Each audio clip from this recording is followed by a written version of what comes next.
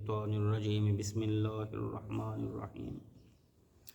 کل ہم نے حدیث مبارکہ پڑھی کہ نبی اکرم صلی اللہ علیہ وآلہ وسلم کا اپنے وضو والے پانی کو بے ہوش شخص پر چھڑکنا، یعنی کہ آپ صلی اللہ علیہ وآلہ وسلم جس پانی سے وضو فرمایا تھا اس پانی کو لے کر تو مریض کے اوپر چھڑکا گیا تو اللہ تبارک تعالیٰ نے اس کو شفا عطا فرما دی، کیونکہ اللہ کے محبوب صلی اللہ علیہ وآلہ وسلم سر سے لے کر پاؤں تک اللہ رب العزت نے ان کو سراپا معجزہ بنا کر بھیجا۔ آپ صلی اللہ علیہ وآلہ وسلم کے جسم اقدس کے ساتھ کوئی بھی چیز مس ہوتی، اگر وہ بیمار ہوتی تو وہ شفا پا جاتی، اگر وہ بدبودار ہوتی تو اللہ پاک اس کے اندر خوشبو پیدا فرما دیتا، اور اگر وہ کڑوی ہوتی تو اللہ رب العزت اس کو میٹھا کر دیتا، اور جو چیز کم ہوتی کہ وہ صحابہ رسول صلی اللہ علیہ وسلم ان کے اندر پوری نہیں ہوتی، ٹھیک ہے، یعنی کہ برتن میں کم ہوتی اور صحابہ کرام زیادہ ہوتے تو وہ برتن آپ کے پاس لایا جاتا، آپ اس کے اندر یا اپنی انگلیاں مبارک رکھتے، یعنی کہ اپنا ہاتھ مبارک ڈالتے، یا آپ صلی اللہ علیہ وسلم اس میں سے کچھ پی لیتے تو وہ پوری جماعت کو کافی ہو جاتی۔ تو آئیے آگے والی حدیث مبارکہ پڑھتے ہیں۔ کپڑے دھونے یا رنگنے کا برتن، لگن، پیالے، لکڑی اور پتھروں کے برتن سے غسل اور وضو کرنا، یہ کیا جائز ہے؟ حضرت انس رضی اللہ تعالیٰ عنہ فرماتے ہیں کہ نماز کا وقت ہو گیا،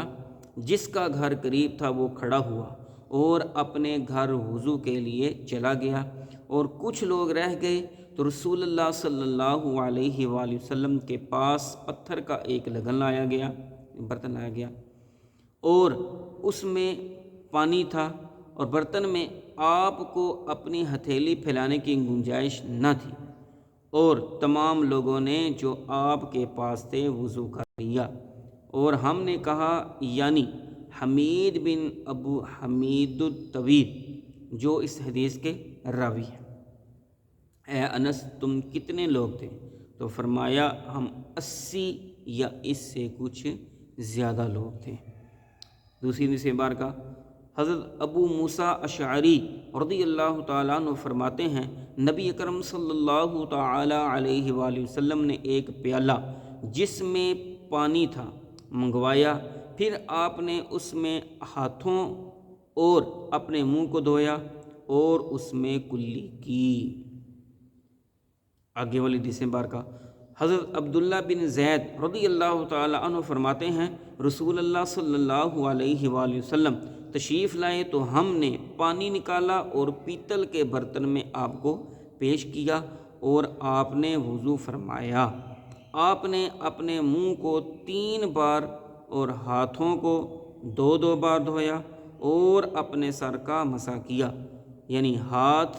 آگے سے لے گئے اور پیچھے سے واپس لائے اور دونوں پاؤں دھوئے، ٹھیک ہے۔ اس کے اندر ہمیں یہ بتایا گیا ہے کہ پیالے، لکڑی اور پتھر کے برتن سے غسل اور وضو جو ہے وہ کیا جا سکتا ہے،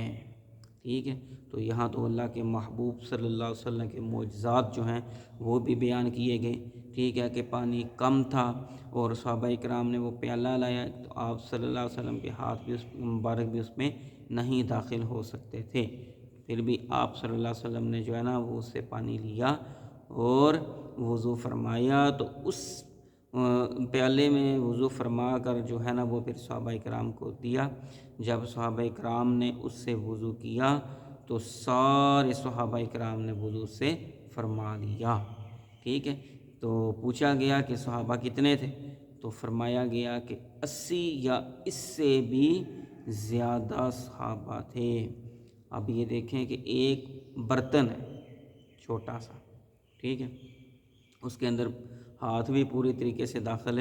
نہیں ہو سکتا۔ تو اللہ کے محبوب نے جب اس سے وضو فرمایا